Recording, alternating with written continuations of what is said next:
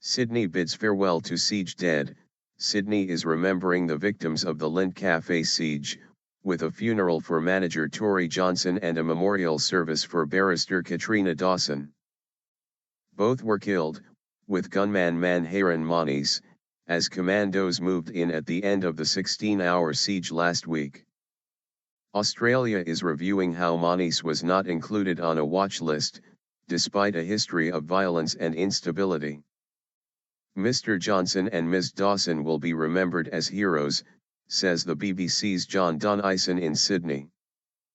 Friends of Mr. Johnson say the 34-year-old died while trying to wrestle a shotgun from the hostage taker. Katrina Dawson, 38, reportedly died while trying to shield a pregnant friend from gunfire. Mr. Johnson's funeral is taking place at St. Stephen's Uniting Church, close to Martin Place, where the Lindt Cafe is based. His family and friends say they are planning a celebration of his life. A memorial service for Ms. Dawson is to be held at the University of Sydney. Volunteers have begun clearing the piles of bouquets that have been placed at Martin Place in tribute to the victims. Australian Prime Minister Tony Abbott has announced a review into the background and security checks on Monis.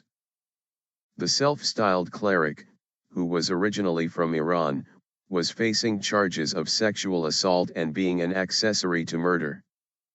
He had a history of religiously motivated activism and displayed an Islamic flag during the cafe siege. However, officials have said there is as yet no evidence that his actions were linked to international Islamist militant networks.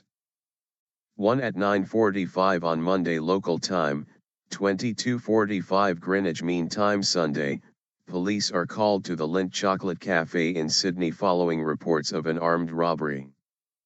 It soon emerges a gunman is holding a number of people hostage. 2.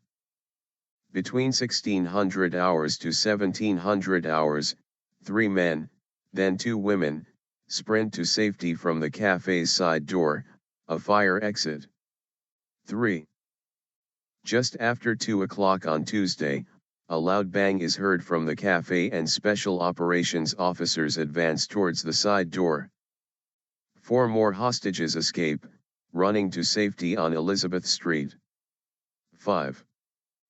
Moments later, commandos storm the cafe via a number of entrances.